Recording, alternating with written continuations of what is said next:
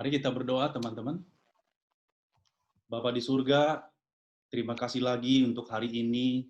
Tuhan memimpin kami di dalam kasih karunia, membawa kami terus di dalam kebenaran, mengubahkan kami terus di dalam Kristus, sehingga kami terus menjadi baru di dalam Engkau, dan kami boleh menjalani hari-hari yang ada, Tuhan, untuk menjadi saksi dan menjadi terang bagi dunia ini, dan kami akan menyatakan kebenaran itu melalui dalam kehidupan kami, ya Bapa. Berbicaralah kepada setiap kami, Tuhan, kami siap mendengarkan Engkau. Di dalam nama Tuhan Yesus, kami berdoa dan mengucap syukur. Haleluya. Amin. Amin. Oke, praise the Lord. Selamat pagi orang-orang terbahagia di dunia. Senang bertemu lagi dengan brothersku semua. Bangga melihat keaktifan saudara-saudaraku di regional Kalimantan Barat untuk mengadakan Zoom meeting seperti yang National President kita katakan tadi, bahwa justru saat-saat ini FGB MFI begitu aktifnya, di mana Pak Ardian mendorong semua regional agar satu-satunya adalah Injil itu diberitakan. Itu luar biasa. Apapun keadaannya saudara-saudaraku, siap atau tidak siap, baik atau tidak baik waktunya, dikatakan begitu, biarlah Injil itu diberitakan. Dan kita semua bisa memberitakannya, karena kita ini sudah ditebus oleh Tuhan untuk menjadi saksi di dunia ini. Oke, saya lihat juga chapter mulai aktif ya menggunakan Zoom. Jumat kemarin saya ikut medical chapter, pembicaranya adalah brother kita Dr. Bumbunan Sitorus, ada juga hari ini, dan ada 24 orang yang hadir kemarin itu, bahkan saya melihat ada beberapa yang dari luar kota, sepertinya Bro Alex Kurniawan gencar ya mensosialisasikannya. Thank you Bro Alex. Sharing kemarin itu cukup aktif, tapi rasanya masih gantung karena Bro Pauliang masih ada beberapa pertanyaan. Mungkin karena temanya yang tidak lazim, saudara-saudaraku. Temanya itu tidak biasa karena pembicaranya Brother Bumbunan Sitorus gitu ya. Temanya adalah tatanan Melkisedek. Melkisedek order. Wah, itu berat gitu ya. Tema ini kalau pendekatan secara strata keilmuan, sepertinya itu sudah untuk para teolog S2, S3 gitu ya. Tapi jangan khawatir, brotherku semua. Pendekatan kita berbeda. Pendekatan kita adalah bagaimana Roh Kudus sebagai akar kerohanian kita akan menyingkapkan semuanya itu. Jika itu adalah kebenaran, maka Roh Kudus akan menyingkapkannya kepada kita, bukan karena secara keilmuan, tapi secara kehidupan kita. Amin ya, semuanya ya teman-teman. Karena kita harus menangkap prinsipnya, atau hakikatnya. Kalau Pak Bumbunan bilang itu, kita harus tangkap rohnya, ya kan, esensinya gitu ya. Lalu kita harus hidup oleh iman. Setelah kita menangkapnya, kita diwahyukan kepada kita mengerti, dan kita hidupi oleh iman. Maka melalui itu, sepengetahuan saya, kasih karunia akan kebenaran itu akan hidup di dalam kita. Amin, saudara ya. Nah, tapi saya melihat ada requirement gitu ya. Ada term and condition. Ada syarat dan ketentuan yang mengikuti. Kepada siapa kebenaran itu diwahyukan, atau kepada siapa Roh Kudus itu mengajarkan kepada mereka, yaitu seperti yang selalu saya sampaikan dan ingatkan, karena itu kesaksian saya pribadi, syaratnya adalah kita harus mencari, ya kan? Kita sudah mengikuti Faith Come by Hearing, program dari nasional, dan sekarang ini sudah batch yang ke-6. Saya mengikuti beberapa regional yang melakukan FCBH secara mandiri. Ada kehausan gitu, harus ada kita melalui FCBH itu ingat sekali mengatakan carilah dahulu kerajaan Allah dan kebenarannya, bahkan dikatakan carilah maka engkau akan mendapat, mintalah maka akan menerima, dan ketoklah maka pintu akan dibukakan. Itu ingat terus di dalam telinga saya, di dalam telinga saya, brotherku. Syaratnya adalah itu. Bagaimana kita mendapatkan kalau kita tidak mencari, bukan? Bagaimana kita menerima kalau kita tidak meminta? Bagaimana pintu akan dibukakan kalau kita tidak mengetuk? Itu syaratnya yang harus kita lakukan. Benar ya, brothers? Kita harus memikir-mikirkannya. Itulah tujuan FCBH sebenarnya. Maka menurut saya program atau kegiatan yang paling number one kan gitu ya, sudah di expose kepada kita FGBMFI. Walaupun kita orang-orang marketplace, tapi justru gitu ya, justru Injil itu atau kebenaran firman itu disebarkan begitu rupa, tergantung daripada kita. Selalu saya katakan di full gospel itu tidak ada yang menahan diri kita kecuali diri kita sendiri untuk bisa berkembang. Nggak ada yang bisa menahannya. Pak Aki tidak bisa menahannya, bahkan Pak Ardian MP kita tidak bisa menahannya. Yang menahannya adalah diri kita sendiri untuk bisa kita maju di dalam Tuhan. Nah makanya saya tahu bahwa wadah ini benar-benar bukanlah wadah sekedar buatan manusia, enggak. Benar-benar wadah ini didesain orang-orang yang lapar dan haus akan kebenaran. Didesain bagi orang-orang yang mencari, yang mengetok, yang entah gitu ya, agar kerajaan Allah itu dinyatakan bagi dia. Brotherku, kita harus memeriksanya, kita harus merenungnya dalam satu siang dan malam, kita harus memeriksanya, dan kita harus membaca dan mempelajari Alkitab sebagai tulisan yang diilhamkan oleh Tuhan kan gitu. Nah, karena tema kita hari ini ada kaitannya, tadi saya katakan dengan tema yang hari Jumat kemarin oleh Brother Bumbunan, Melchizedek Order. Bilang ini rasanya sulit, tapi tidak sulit gitu ya, karena ini ada tertulis di dalam Alkitab kita, ya. Jadi karena ada, akan gunakan itu sebagai pintu masuk pada tema kita hari ini, yaitu new creation in new normal. Ya, saya juga terinspirasi dari sharingnya Pak Vincent minggu yang lalu, karena ini statementnya beliau gitu ya. Tapi saya akan tambahkan beberapa hal yang begitu rupa dan berkait-kaitan Melchizedek Order ini. Nah, jadi memang kita harus concern untuk menyimak ini. Saya sampaikan beberapa Zoom yang lalu bahwa memang Tuhan akan mengubah landscape dunia ini, termasuk landscape rohani juga akan dirubah. Tapi kita sebagai FGB Men, karena kita mempunyai resource adalah Roh Kudus itu sendiri, dan Roh Kudus itu akan mengajar kita dalam segala hal apapun, ya kan? Termasuk new normal. Saya memang tidak akan mengulas banyak tentang new normal, karena kita semua sudah tahu bahwa istilah new normal itu atau bahasa Indonesia adalah kenormalan baru gitu ya. Itu sudah dibicarakan di mana-mana.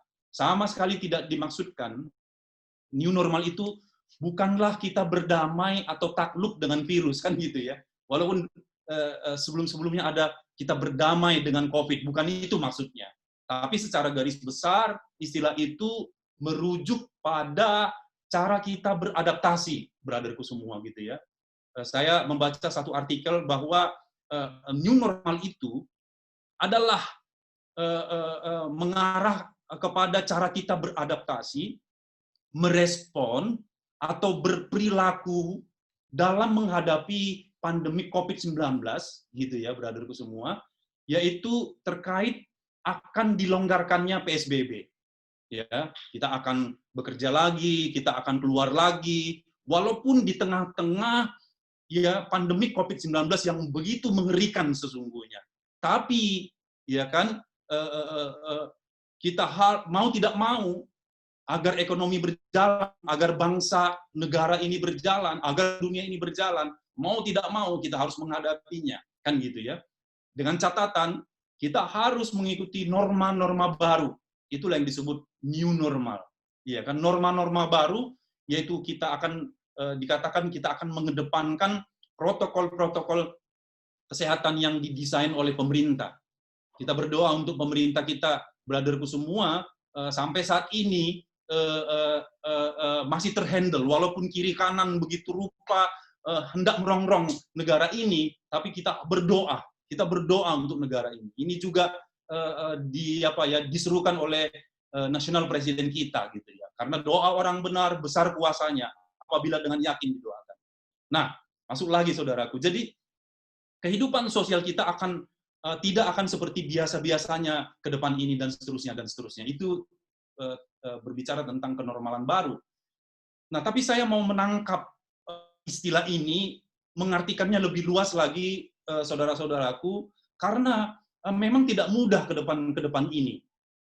Kita harus tetap aware dan setidaknya dari lahirnya istilah new normal, kita harus memetik pelajaran. Saya nggak tahu, brotherku semua, tapi ini seruan dari apa ya, kita yang melayani, bahwa kita harus memetik pelajaran bahwa kejadian-kejadian di luar prediksi manusia, brotherku semua, sewaktu-waktu dapat saja terjadi dan mengejutkan kita. Siapa yang bisa dunia? Ya, walaupun dikatakan dulu pernah terjadi, tapi tidak terjadi secara global, gitu ya. Nah, artinya bahan, ya kan, akan terjadi dinamika yang sangat luar biasa. Perubahan yang saya sebut, ada perubahan tatanan sosial, ekonomi, akan begitu kuat, brotherku semua. Ya, bahkan kita juga berdoa nih, jangan sampai antara Amerika dan China terjadi perang. Wah, itu sangat merepotkan, karena sudah makin meruncing, gitu ya. Kalau bukan Tuhan yang mengendalikannya, waduh, apa saja bisa terjadi. Apa saja bisa terjadi, saudara. Nah, kalau berbicara dinamika, ya kan? Kalau berbicara lalu saya ingat kepada pernyataan Demos Shakarian yang pertama sekali di dalam buku The Vision Intensified. Lagi-lagi saya mau menyampaikan kepada teman-teman, di dalam buku Demos itu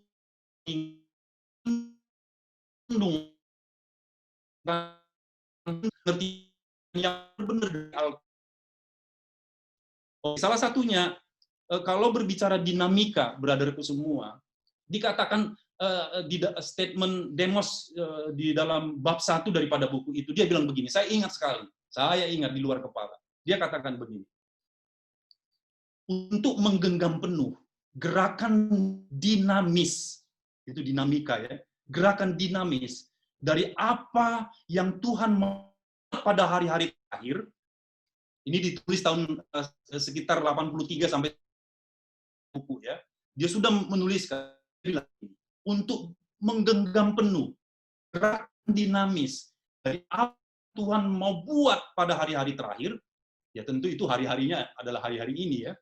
Bahwa yang paling penting dikatakan begini adalah engkau mengerti di dalam roh. Wah, ini saya tuh termangu-mangu ketika kebenaran-kebenaran seperti ini disingkapkan kepada orang-orang marketplace, orang-orang awam seperti kita. Tapi itu sudah dinubuatkan bahwa akan ada sekelompok orang-orang awam yang akan take position ya, mengambil posisi gitu ya. Di dalam kegerakan rohani gitu ya. Nah, dikatakan begitu, bahwa yang paling penting adalah engkau mengerti di dalam roh gitu. Saya hafal ini, brotherku semua. Karena saya mengamat-amatinya gitu ya. Dia bilang you have spiritual understanding gitu loh. Ya kan, yang saya bilang ada 3 fase kegerakan daripada full gospel. Fase yang pertama itu di drive oleh nubuatan beberapa hamba Tuhan yang besar pada saat itu, ya kan, di antaranya Charles Price, Mordecai Ham gitu ya, di drive gitu, maka dijalankanlah full gospel. Kemudian dalam perjalanannya Demos kemudian menyerah, kemudian dia mendapat penglihatan, ya kan, dia dapat vision, penglihatan gitu ya.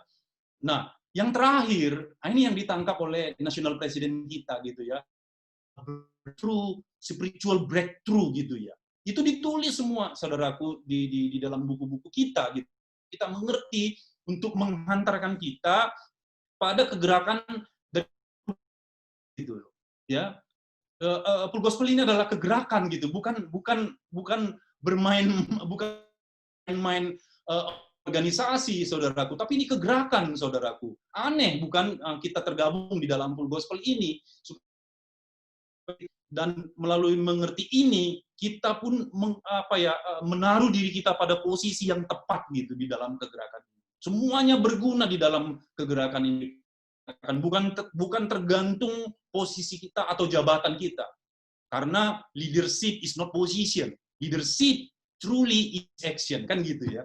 Itu Pak Bumunan itu yang bagi itu ya, sering gitu ya. Nah jadi brotherku semua, ya, tepatnya ini berbicara tentang pengenalan akan Tuhan. Kemarin di salah satu Zoom saya sangat terpenting di dalam kekristenan yang akan Tuhan bukakan di hari-hari ini adalah pengenalan akan Tuhan. Bukan orang yang berseru-seru kepadaku Tuhan, Tuhan. Bukan mereka yang melakukan mujizat ini dan itu dan itu. Tuhan akan mengatakan, "Janganlah engkau sekalian pembuat kejahatan. Aku tidak mengenal engkau." Mengerikan sekali kalau kita bagian daripada orang-orang itu. Tapi menjadi catatan bagi kita, ya, spiritual understanding berbicara tentang pengenalan akan Tuhan. Pengenalan akan Tuhan namanya juga pengenalan relationship, intimacy. Itu lagi di dalam buku kita di Ultimate Dimension berbicara tentang oneness with Christ. Wah, ini saya nggak tahu, saudaraku. Setelah melihat ini, Roh Kudus menyingkapkan begitu rupa gitu, dan ini sangat berpengaruh kepada kehidupan kita. Ini bukan hanya pengetahuan, karena pengenalan akan Tuhan itu bukan pengetahuan, tapi pengenalan akan Tuhan itu adalah berbicara hidup dan mati kita. Saya sering sampaikan itu. Nah, salah satu, brotherku, pengenalan akan Tuhan itu yang harus kita mengerti yang tadi tentang hubungan Kristus dan Melkisedek. Saya sampaikan sebagai pengantar dulu mungkin kepada brother yang belum pernah mendengar ini, karena brother Bun sharing kemarin, dan sebenarnya ada beberapa kali tamu Naidu sampaikan ini di Pontianak gitu ya, tentang Melkisedek ini. Menurut saya ini perlu, sebab kalau kita membahas Kristus dan Melkisedek, kadang-kadang kita bertanya, apa perlunya bagi kita, kan begitu ya? Apa hubungannya dengan kita? Lantas apa kaitannya dengan tema new creation, new normal, gitu ya? Saya coba bagikan, karena ini waktu singkat, tentu akan saya bagikan prolog-prolognya saja, tapi jika brother menyimak, kita akan menangkap sesuatu, karena ini berbicara tentang diri kita. Nah, hebatnya kebenaran Kristus itu selalu bukan ditujukan kepada apa ya, ditujukan itu kepada pribadi gitu loh, kepada kita gitu loh. Sama juga dengan visi daripada full gospel. Visi full gospel itu adalah kita gitu ya. Yes, memang ada dikatakan jiwa-jiwa, dalam pemahaman saya jiwa-jiwa itu adalah akibatnya.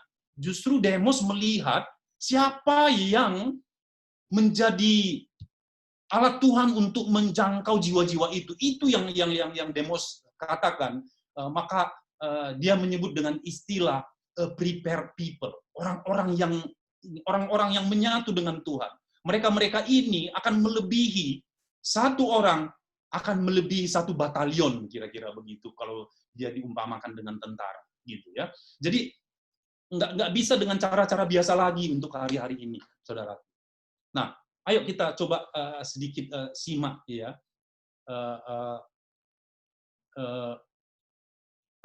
Apa sebenarnya kaitan daripada Kristus dan Melkisedek bagi kehidupan kerohanian kita, gitu ya. Ini sebenarnya saya akan kaitkan kepada apa yang ditulis oleh Demos di buku-bukunya. Hebat sekali, saudaraku. Saya terkesima gitu ya.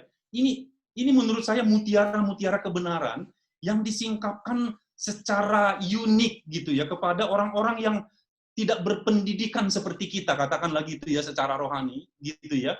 Tapi kok Tuhan itu menyingkapkannya kepada orang-orang awam seperti kita saat-saat ini, untuk gitu ya, untuk punya tujuan supaya Tuhan mempersiapkan kita di hari-hari yang ke depan ini supaya kita bertindak gitu ya. Saya pernah katakan gini, tahukah kita kenapa Tuhan katakan mengizinkan, tanda petik mengizinkan COVID-19 ini? Saya bilang waktu itu, pasti ada tujuan. Kalau ini diizinkan terjadi, pasti ada tujuan. Jadi jawabannya di tujuannya gitu. Dan singkat kata, salah satu yang saya dapatkan adalah tujuannya adalah mengkoreksi kita. Supaya kita merespon, kita harus metanoia, katanya kan tadi brother kita dari sebab. Supaya kita metanoia, gitu ya. Kembali, berubah kan gitu ya. Sebenarnya sama itu ya, metanoia sama berubah gitu ya. Sama. Nah, kalau ditanya, brotherku, apa perlunya pemahaman Kristus dan Melkisedek ya bagi kita? Pasti jawabannya sangat perlu, karena ini tertulis di dalam diuraikan secara panjang lebar di beberapa kitab-kitab. Salah satunya adalah Ibrani 5 sampai dengan 10. Itu semuanya berbicara tentang keimamatan Melkisedek, yaitu Kristus itu sendiri. Saya ambil intinya saja, karena ini cuma tautan brotherku semua, cuma penghubung kepada apa yang saya mau sampaikan. Ya, saya ambil intinya di dalam Ibrani 7 ayat 17-19 gitu ya. Saya bacakan. Ibrani 7 ayat 17-19. Begini. Ya. Dikatakan begini. Saya ambil singkat-singkat saja. Aku akan mengadakan perjanjian baru, dikatakan begitu. Ya, aku akan menaruh hukumku dalam akal budi mereka dan menuliskannya dalam hati mereka, maka aku akan menjadi Allah mereka dan mereka akan menjadi umatku. Dan mereka tidak akan mengajar lagi sesama warganya atau sesama saudaranya dengan mengatakan kenallah Tuhan. Sebab mereka semua besar kecil akan mengenal Tuhan, mengenal aku. Sebab aku akan menaruh belas kasihan terhadap kesalahan mereka dan tidak lagi mengingat dosa-dosa mereka. Ini kaitannya kepada keimamatan daripada Kristus gitu ya. Kristus adalah apa ya? Imam dari perjanjian yang baru gitu ya. Dituliskan di dalam Ibrani 7 dikatakan gini mengenai apa Kristus ya. Yang menjadi imam bukan berdasarkan peraturan-peraturan manusia, tetapi berdasarkan hidup yang tidak dapat binasa. Sebab tentang dia diberikan kesaksian, engkau adalah imam untuk selama-lamanya menurut ya kan peraturan Melkisedek. Ini yang Pak Bumbunan sharingkan kemarin. Makanya saya coba kaitkan. Ya, ini tidak susah gitu kalau dalam ilham Roh Kudus. Ya kan? Kalau dikatakan bahwa Kristus itu adalah imam untuk selama-lamanya menurut order daripada Melkisedek, dikatakan begini. Dikatakan gini selanjutnya. Memang suatu hukum yang dikeluarkan dahulu dibatalkan kalau hukum itu tidak mempunyai kekuatan dan karena itu tidak berguna. 19, sebab hukum Taurat sama sekali tidak membawa kesempurnaan, tapi sekarang ditimbulkan pengharapan yang lebih baik, yang mendekatkan kita kepada Allah. Hebat tuh saudaraku. Ini kaitannya kepada nanti new creation gitu ya. Jadi ada pengharapan yang lebih baik melalui keimamatan daripada Yesus itu. Imam itu adalah orang yang gini saudaraku. Adalah orang yang penghubung antara kita dengan Tuhan gitu. Kalau dulu kita berada di dalam keimamatan Harun, ya kan yang Musa itu ya saudaraku ya, menurut hukum Taurat, sekarang dikatakan kita punya pengharapan yang lebih baik. Ya kan? Ada pengharapan yang lebih baik, yang lebih kuat dikatakan begitu. Dan pasti di mana yang melakukan itu adalah Kristus, brotherku semua. Dialah imam yang selama-lamanya. Kan gitu ya. Menurut order, menurut tatanan, ya kan? Menurut peraturan, menurut tata kelola, menurut sistem, kalau boleh saya katakan gitu ya, atau cara Melkisedek. Nah, jadi karena ini adalah hukum, mau tidak mau, Hanya dengan begitulah cara kerjanya di dalam kehidupan kita. Supaya tidak meluas begini, supaya tidak sulit, karena ini adalah apa ya? Saya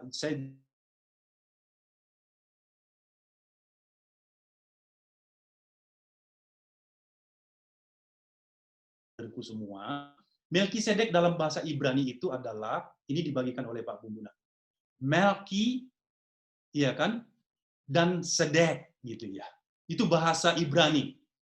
Ini pernah saya dengar diulas dengan baik oleh tamu Naidu yang datang ke Pontianak. Melkisedek adalah dari kata Melki dan Sedek, sadik gitu ya. Sidik kalau bahasa Arabnya gitu ya.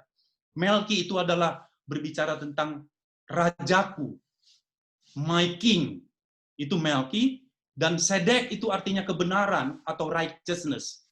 Jadi kalau digabungkan, rajaku, kebenaranku.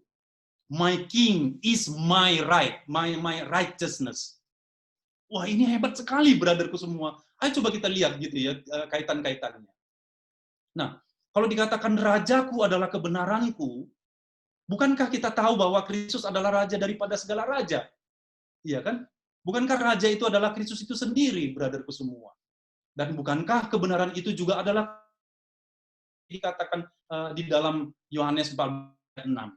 Dikatakan bahwa Yesus berkata, "Akulah jalan dan kebenaran dan hidup.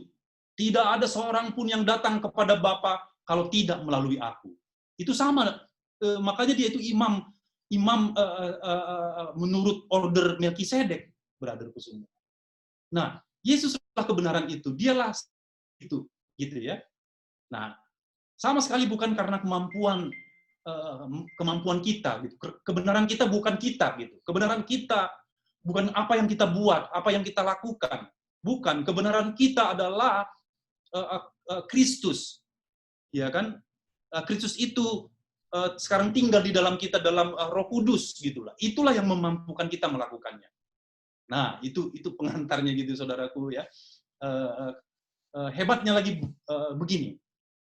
Ketika dikatakan Yesus, akulah kebenaran, ya, dalam bahasa Gerika kuno, kata kebenaran itu, ini saya singgung kemarin, kata kebenaran itu, karena begini, kita perjanjian lama itu ditulis dalam bahasa Ibrani, kita perjanjian itu ditulis dalam apa ya, Gerika gitu ya. Dalam bahasa Gerika kuno, kata kebenaran adalah kata aslinya itu adalah aletheia, yang berarti begini, saudaraku. Ini yang membuat roh saya melonjak gitu ya. Kaitan kepada Melkisedek dengan aletheia ini. Dikatakan begini. Aletheia itu adalah pengertian mengenai apa yang sepatutnya atau sebenarnya dipahami manusia untuk dikenakan dalam kehidupan. Waduh, ini keren banget, saudaraku. Gitu ya. Kenapa keren? Kaitannya begini. Iya kan? Kaitannya begini. Jawabannya kenapa perlu dan apa hubungannya semuanya yang tadi itu kepada pribadi kita lepas pribadi. Iya kan? Karena dikatakan lebih lanjut, yang tadi saya bacakan di dalam Ibrani tadi. Aku akan menaruh hukumku di dalam akal budi mereka dan menuliskannya di dalam hati mereka. Kalau di dalam tatanan Harun atau Musa, itu hukum itu ditulis di dalam loh batu, 2 loh batu, tapi manusia tidak sanggup melakukannya. Kemudian Musa memecahkan batu itu karena melihat umat Israel pada saat itu sedang berpesta pora, menyembah patung pahatan, lembu emas. Kemudian hukum itu dipecahkan, ya kan, oleh Musa gitu ya. Kemudian Tuhan menyuruh dia naik lagi, ya, ke Gunung Sinai, dan Tuhan berbicara lagi, ditulis lagi. Kemudian kedua loh batu itu disuruh oleh Tuhan untuk diletakkan di di tabut, di dalam tabut perjanjian. Nah, tabut perjanjian itu kan menggambarkan Kristus. Artinya, yang bisa melakukan hukum Taurat ini, karena hukum Taurat ini kan sempurna juga gitu ya. Hukum Taurat ini sempurna ditaruh di dalam tabut perjanjian. Tabut perjanjian itu melambangkan daripada Kristus, kan gitu ya. Itu tertulis di dalam Alkitab. Hanya Kristus yang bisa melakukannya. Maka Tuhan katakan, aku tidak pernah meniadakan hukum Taurat, tapi aku menggenapinya, kan gitu ya. Nah itu pembicaraan yang berbeda, isu yang lain, saudara. Nah jadi sekarang hukum itu ditaruh di dalam akal budi kita, ditaruh di dalam hati kita, brotherku semua. Itulah janji Tuhan, itulah keimamatan daripada Kristus. Kita ingat bukan di dalam Yehezkiel, saya bacakan lagi saudaraku karena ini salah satu ayat juga menjadi yang mengubahkan saya dan tentu mengubahkan kita semua. Perjanjian ini sudah dibuatkan sejak dahulu. Di dalam Yehezkiel 36 tertulis begini. Dikatakan begini ayat 2. Aku akan mencurahkan kepadamu air jernih yang akan mentahirkan kamu dari segala kenajisanmu dan dari semua berhala-berhalamu akan mentahirkan kamu. 26.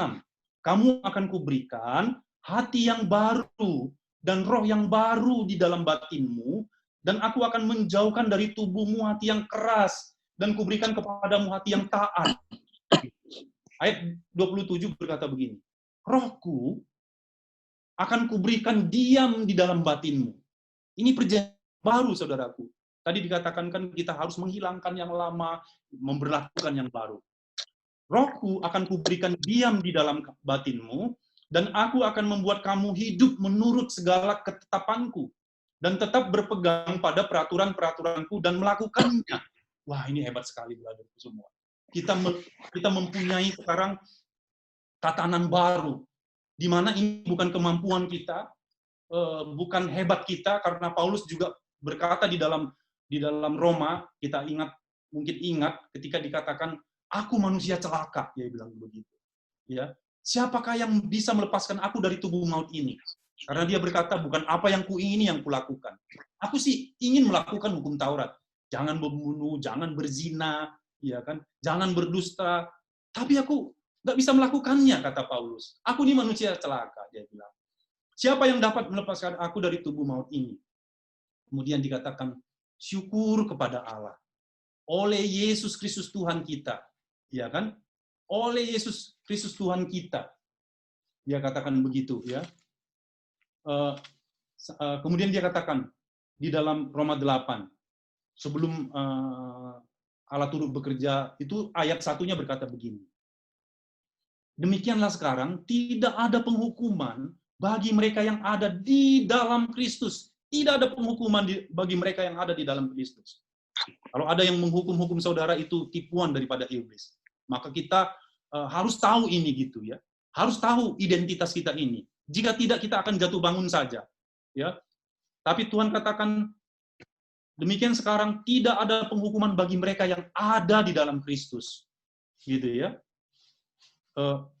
Ayat 2-nya berkata, roh yang memberi hidup telah memerdekakan kamu dalam Kristus dari hukum dosa dan hukum maut. Sebab apa yang tidak mungkin dilakukan hukum Taurat karena tak berdaya oleh daging, telah dilakukan oleh Allah dengan jalan mengutus anaknya sendiri dalam daging, yang serupa dengan daging, yang dikuasai dosa karena dosa, ia telah menjatuhkan hukuman atas dosa di dalam daging, supaya tuntutan hukum Taurat genapi di dalam kita yang tidak hidup menurut daging tapi menurut roh. Maksudnya begini, brother. Kata-kata ini sulit gitu ya. Memang gitu ya, karena kebenaran itu tidak murah gitu ya, tidak mudah. Tapi dilakukan Kristus dengan dia mengambil rupa sebagai manusia gitu ya. Firman itu mengambil rupa sebagai manusia. Ya hidup seperti kita gitu ya. Bahkan mengosongkan dirinya menjadi hamba gitu demi kita gitu loh, brother semua. Ya kan? Jadi kita harus tinggal di dalam Kristus. Suatu kali Paulus mengatakan begini dalam Galatia, dikatakan begini, sebab bersunat atau tidak bersunat tidak ada artinya, tapi menjadi ciptaan baru itulah ada artinya. Nah, jadi new creation berkaitan dengan itu semua. Nah, ke depan ini, brotherku semua, landscape kerohanian akan juga berubah. berubah, bukan yang lalu salah, tapi kita akan berubah dari kemuliaan kepada kemuliaan, from glory to glory. Itulah yang ditulis oleh Demos di dalam bukunya yang ketiga. Buku yang ketiga berbicara, Behold the Glory of God. Demos menulis ada 3 fase pengenalan kita akan Tuhan. Pertama, fase dahulu sebelum Yesus datang, ya kan? Pengantara kita itu adalah melalui nabi-nabi, orang-orang khusus. Tapi fase yang kedua, Yesus datang sendiri di dalam daging. Kan gitu ya? Di dalam daging. Ya kan? Kemudian dia betul menyembuhkan dan lain sebagainya, tapi dia terbatas karena dia di dalam daging. Maka dia katakan adalah lebih berguna jika aku pergi kepada Bapa. Karena jika tidak demikian, aku tidak mengutus Roh Kudus kepadamu.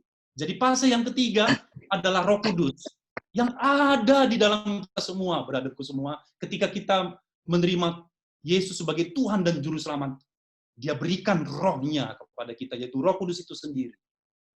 Dan itu bisa menjangkau semua, Dia tidak terbatas. Itu yang disampaikan oleh Demos di dalam buku Behold the Glory of God. Kalau kita melihat ini, saudaraku, aduh, saya nggak tahu begini. Dulu saya, saya mengenal Tuhan, tapi saya masih jatuh bangun di dalam dosa. Ya, once ketika saya hidup terus mencari kebenaran ini, bisa melihat kemuliaan Tuhan di dalam kehidupan saya, karena ini bukan tentang saya, bukan tentang apa yang saya lakukan, bukan saya melakukan ini dan itu, tapi ketika kita bisa melihat Tuhan di dalam Roh Kudus, yang Demos bilang tidak tahukah engkau bahwa engkau adalah bait Allah, tidak tahukah engkau bahwa Roh Tuhan tinggal di dalam kamu, yang tadi di dalam Yeskiel, saudaraku, ini kita dimerdekakan, benar-benar. Karena yang melakukannya bukan kita lagi, tapi Kristus yang di dalam kita. Bagian kita adalah menyatu dengan Dia. Menyatu itu ada proses, ya, ada proses perubahan tadi yang disampaikan brother kita dari Skadau, ya, ada proses perubahan. Ketika kita menyatu dengan Tuhan, proses penyatuan itu kita melihat ada perubahan diri kita karena Tuhan mengubahkan kita dari kemuliaan kepada kemuliaan. Saudaraku, ya kan? Itulah sebabnya di dalam buku The Ultimate Dimension, ya kan, diuraikan lagi setelah Behold the Glory of God, Tuhan berbicara The Ultimate Dimension. Aduh, penerimaan kita kepada kebenaran yang dibagikan di buku ini. Saudaraku, waktu buku The Vision Intensified saja dibaca oleh seorang hamba Tuhan itu nangis gitu. Dia melihat begitu hebatnya gitu. Apalagi kalau kita baca buku yang seterusnya dan seterusnya, ya kan? Yang terakhir itu adalah buku Divine Life, itu berbicara tentang pokok anggur dan carang-carangnya gitu ya, di mana Demos Zakarian menggambarkan hubungan kita dengan Kristus itu adalah seperti pokok anggur dan carang-carangnya. Kan kita kan dikatakan harus berbuah, tapi kita tidak bisa berbuah dari diri kita sendiri kecuali kita melekat kepada Tuhan. Jadi di dalam New Creation ini, saudaraku, ya, New Creation ini itu ditulis di dalam, saya akhiri di situ karena ini masih pengantar, 2 Korintus 5 ayat 17. Ya, 2 Korintus 5 ayat 17. Dikatakan begini. Dia katakan begini. 2 Korintus 5 ayat 17. Jadi, dia katakan gitu. Siapa yang ada di dalam Kristus, ia adalah ciptaan baru. Yang lama sudah berlalu, sesungguhnya yang baru sudah datang. Gitu ya, brotherku semua ya. Sekali lagi. Karena ini berkaitan dengan kesaksian tadi sebenarnya ya. Tuhan berbicara begitu rupa ya kepada kita semua. Dikatakan, sebab itu 17. Jadi siapa yang ada di dalam Kristus, ia adalah ciptaan baru. That's it. Ya kan? Kalau kita ada di dalam Kristus, kita harus melihat ini dengan iman, karena iman adalah dasar dari semuanya. Ya, kita adalah ciptaan baru, gitu ya. Yang lama itu sudah berlalu, sesungguhnya yang baru sudah datang. Karena yang lama itu, saudaraku, didrive oleh hukum Taurat. Siapa yang melakukannya akan hidup olehnya. Itu rumus daripada hukum Taurat. Siapa melakukannya, dia akan hidup olehnya. Hukum Taurat itu kalau kita lakukan, kita rasanya hidup gitu ya. Tapi ketika kita jatuh, kita kemudian merasa tidak berdaya gitu. Itu hukum Taurat. Ya, tapi kalau kebenaran karena iman beda. Kebenaran karena iman berkata begini, jangan katakan di dalam hatimu, siapakah yang akan ke sorga untuk membawa Yesus turun, atau siapakah jurang maut untuk membawa Yesus naik. Artinya begini, ya, kita harus gini, kita sekarang harus melihat bahwa arti daripada Melkisedek tadi, ya, my king is my righteousness. Rajaku adalah kebenaranku. Ya kan? Nah, yang pribadi yang mengatakan akulah jalan dan kebenaran dan hidup sekarang ada diam di dalam kita. That's your righteousness gitu. Mari kita menyatu dengan dia, hidup olehnya gitu, tinggal di dalam dia. Ketika kita tinggal di dalam dia, kita adalah ciptaan baru yang terus diubahkan dari hari ke hari. Glory to glory, brotherku semua. Jadi, alangkah hebatnya, luar biasanya, landscape kerohanian ke depan ini adalah Tuhan akan menyingkapkan kepada banyak orang, khususnya kepada orang-orang pilihan Tuhan, karena mereka akan bergerak. Dan nubuatan kepada kita full gospel adalah bahwa kita akan bangkit menjadi orang-orang yang masih ingat 3C kita, 3C daripada full gospel ya. Kita adalah orang yang mempunyai calling. Ya Bu, yang Pak Ardian selalu katakan bukan kamu yang memilih aku, tapi aku yang memilih kamu. Calling. Yang kedua adalah berbicara kompetens. Kompetensi adalah kemampuan. Kemampuan kita bukan diri kita sendiri, maka di dalam full gospel itu dikatakan Tuhan bukan mencari orang yang mampu, tapi Tuhan mencari yang mau. Ketika ada orang yang mau, Tuhan mau menginstall kuasa dirinya sendiri di dalam kita. Bukankah dikatakan, kau akan menerima kuasa kalau Roh Kudus turun atasmu. Kau akan menjadi saksi Yerusalem, Yudea, Samaria, sampai ke ujung bumi. Yang ketiga, brotherku, yang paling penting adalah kita mempunyai karakter.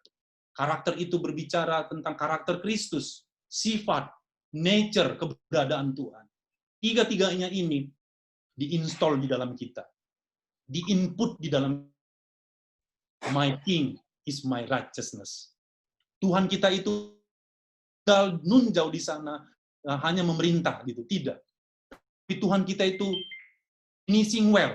Bagaimana dia finishing well? Tadi janjinya di dalam Yeskiel, aku akan menaruh rohku di dalam mereka. Aku akan memberikan hati yang baru. Hati yang lama ini adalah dosa. Tapi hati yang baru ini, brotherku semua, keinginannya adalah Tuhan. Satu-satunya keinginannya adalah Tuhan itu sendiri.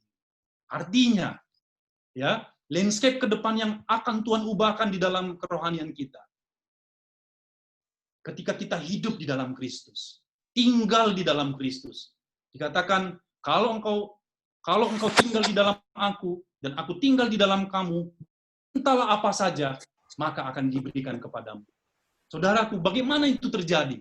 Itu terjadi hanya bagi mereka yang tinggal di dalam dia. Saya mau ke sana. Kita semuanya mau ke sana, karena hanya itu jalan-jalannya. Tentu, kalau kita sudah ada di dalam Kristus, permintaan kita pun bukan kekayaan lagi. Bukan ini lagi. Ya kan, contohnya ya. Ya, karena di sini ada NP kita. Kalau kekayaan adalah tujuan, maka NP kita nggak mau jadi full gospel, ya. Cukup gitu ya. Tapi ini membuktikan kepada kita, Kristus itu adalah segala-galanya. Amin, saudaraku ya. Dan itu diwujudkannya melalui Roh Kudus yang sudah tinggal di dalam kita semua. Jadi hiduplah di dalamnya, masuk di dalamnya, kita tinggal di dalamnya, maka new creation itu yang adalah identitas kita, apapun yang akan berlaku, mau new normal, akan ada new norma-norma yang baru lagi, nggak masalah. Hitam atau putih, susah atau senang, tapi new creation akan hidup dan mereka akan mengambil alih dan take over dunia ini. Bukankah dikatakan, saudaraku, sebagai penutup, bukankah dikatakan setiap lutut akan bertelut, setiap lidah akan mengaku bahwa Yesus Kristus adalah Tuhan. Amen. Bagaimana itu terjadi, saudaraku? Itu terjadi hanya melalui saksi-saksinya, yaitu saudara dan saya. Jadi jangan bersantai-santai di dalam kekristenan kita. Melalui FCBH kita ingat apa kriteria menjadi murid Kristus. Menjadi murid Kristus itu adalah orang yang menyangkal diri, orang yang memikul salib dan mengikut Dia, saudaraku. Via Dolorosa. Tuhan Yesus memberkati. God bless you. Tuhan, terima kasih Pak John yang telah menyampaikan kepada kita sebuah sharing firman Tuhan yang luar biasa. Saya membuat catatan sendiri, suatu kesimpulan dari 2 meeting yang telah kita adakan hari Jumat dan hari ini. Dan karena ini catatannya sifatnya personal, maka saya akan coba sharekan, bagikan supaya kita semua yang baru join juga, ada Pak Aswardi baru join, Ko Ali, Sadianto dari Singkawang juga baru join, dan hari ini di Kalimantan Barat rata-rata terwakili, ada dari Sintang, dari Sambas, Singkawang, Sekura, semuanya, dari Ngabang juga ya Pak Aswardi. Halo Pak Aswardi, saya akan bacakan sedikit catatan untuk kita semuanya, supaya kita juga dapat diberkati ya, karena kita sudah spend time hampir 2 jam dalam pertemuan ini. Baik, yang telah disampaikan so far adalah bahwa ciptaan baru sesuai dengan tema kita merupakan buah atau result, hasil penggenapan nubuatan dari tatanan yang dikehendaki Tuhan, yang berasal dari zaman purba, zaman dunia kuno, zaman dunia pada era para patriark pahlawan iman, khususnya Melkisedek. Karena Melkisedek ini merupakan suatu tatanan baru setelah banjir bah, itu yang kami sempat bahas di hari Jumat yang lalu, yang Alkitab sebut adalah sebagai tatanan Melkisedek. Jadi satu-satunya tatanan yang disebut setelah banjir bah, tatanan dunia baru, orde baru, adalah tatanan Melkisedek. Dan di hari Jumat kita telah membahas siapakah Melkisedek ini, dan tatanan baru ini adalah tatanan yang Tuhan establish sendiri, dan tentunya ini adalah suatu pola, pattern yang Tuhan ingin kita ikuti. Kemudian sementara sebelum tatanan itu establish, yaitu melalui Kristus, Tuhan memakai keimamatan yang sementara, itu adalah keimamatan Lewi. Jadi kita ambil sedikit kronologis atau jalan cerita sejarah di dalam Alkitab kita, dan menurut tatanan ilahi, yaitu tatanan yang disebut sebagai tatanan Melkisedek, ciptaan baru adalah mereka yang telah menerima Kristus sebagai identitas barunya, karena Roh Kudus bekerja di dalam kita. Sebagai ciptaan yang baru dalam kepenuhan Kristus, kita dituntun oleh Roh Allah. Karena setiap anak Allah dituntun oleh Roh Allah. Dan hanya ada 2 jenis manusia yang ditulis di dalam Korintus, yaitu Adam atau Kristus. Dan manusia pertama, Adam, itu telah berlalu, karena 2000 tahun yang lalu Yesus berkata sudah selesai. Yang baru sekarang adalah yaitu manusia baru, yaitu Kristus. Dan Kristus itu telah datang di dalam kita.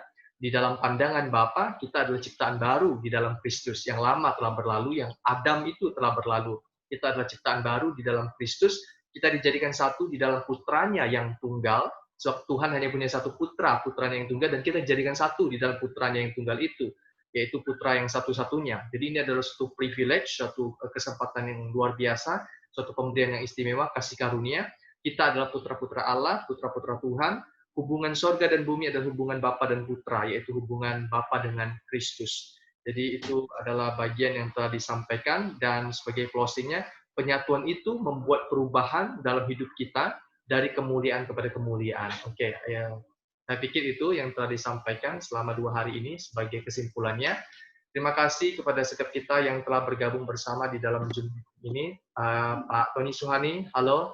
Terima kasih join Pak, walaupun di last minute kita mau closing. Sebentar kita akan minta Pak Akid untuk doa penutup ya, dan kita akan berjumpa lagi di Sabtu yang akan datang.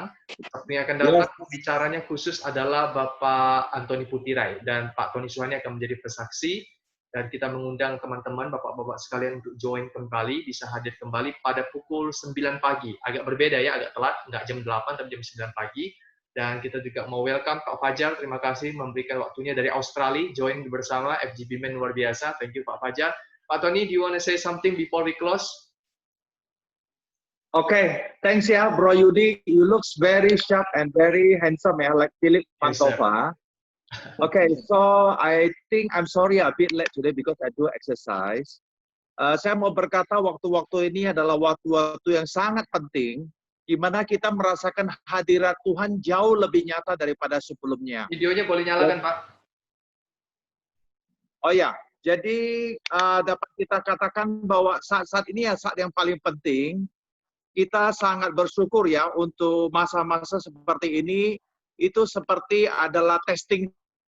Jadi selama ini mungkin kita sudah ikut teori, nah saat-saat seperti ini Tuhan izinkan kita ikut ujian praktek. Jadi disinilah kita mempraktekkan iman kita yang sungguh-sungguh kepada Tuhan, dan saya merasakan pribadi bahwa di saat seperti ini Tuhan menggerakkan hati saya untuk banyak hal, dan saya semakin cinta dengan Allah, dan saya semakin sadar Allah itu sangat besar, sangat dahsyat, dan sangat ajaib. Mungkin buat teman-teman yang sudah join ya, saya percaya semuanya mengalami mujizat daripada Tuhan, mengalami kesaksian daripada Tuhan, dan saya berharap kita tetap teguh di dalam tubuh Kristus ini. Oke, thanks Brother Yudi for the time. See you again next Saturday to give testimony. Sekarang kita akan berikan kepada Pak Akid untuk kata penutup dan juga doa penutup, Pak. Silakan. Ya, terima kasih Yudi. Terima kasih kepada semua yang sudah hadir pagi hari ini. Luar biasa, Pak Fajar. Apa kabar dari Sydney? Puji ya. Tuhan. Pak Puji Aswardi, terima kasih. Bapak sudah berusaha dan sudah hadir hari ini. Pak Markus, Pak Bunarto Bambang, Pak Hengki Red, Xiaopo, Pak Alex yang setia, Taruli Manurung, orang lama di FGB ya. Mari kita sama-sama melayani. Makasih. Ya, Tony Suhani, Pak Ardian yang sungguh luar biasa, yang selalu memberikan kita semangat. Terima kasih Pak Kit. Terima kasih Pak Ardian. Pak Heros juga yang setia, Pak Siswo, Pak Bumbunan, Pak Alfon, dan juga ada yang domba yang hilang nih, saya tidak tahu namanya. Ada Pak Samuel Aji, Pak, dari Semarang. Pak Aji ya. Oh iya. Gunawan King, Tony Sudarsono ya, Samuel Aji, Pak John Thompson, thank you. You bless me, bless all. Thank you ya. Pak Hadi, Pak Franz ya, thank you Pak Franz, Pak Hengki Red ya. Dan juga ada Pak Bumbunan Sitorus yang paling ganteng. Pak Alfon, thank you. Hari ini walaupun ada breakfast meeting di Sintang, tetapi masih ikut join. Sebenarnya breakfast meeting di Sintang juga kalau mereka pas ada sometime, mereka juga bisa nonton bersama loh. Ikut Zoom bersama gitu. Biar bisa melihat itu Pak Ardian, kalau kita mau undang ke Sintang kan mahal dan sebagainya ya, dan jauh. Amin. Ya. Siap Pak Kit. Maka bisa bertemu di Zoom. Siap sebentar. Juga ada Pak William ya, saya lihat ya, ada Pak Efrid ya, Pak Sauliam, thank you Pak Sauliam. Ya, Sampas ya, thank you. Pak Cifat juga ada Pak dari Pemangkat itu. Ya, Pak Cifat ya, Jetsun ya. Pak Andi itu siapa ya, Pak Andi? Mungkin Pak Andrew Sutanto. Oh, Andi Kombo. Ya. Ada Pak Irwan Allen juga, Irwan Allen. Ya, Irwan Allen juga dan sebagainya ya, kalau saya belum sebutkan ya. Saya minta Pak Siswa aja untuk tutup dalam doa, karena dia adalah setia di dalam doa dan selalu berdoa dan intimidasi dengan Tuhan. Intim dengan Tuhan.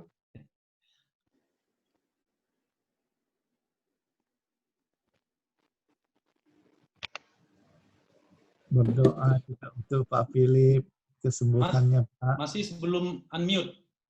Oh, iya. Masih unmute, yes. Halo. Oke. Silakan Pak.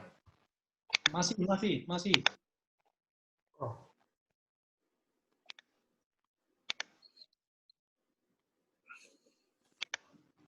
Saya bantu unmute ya Pak.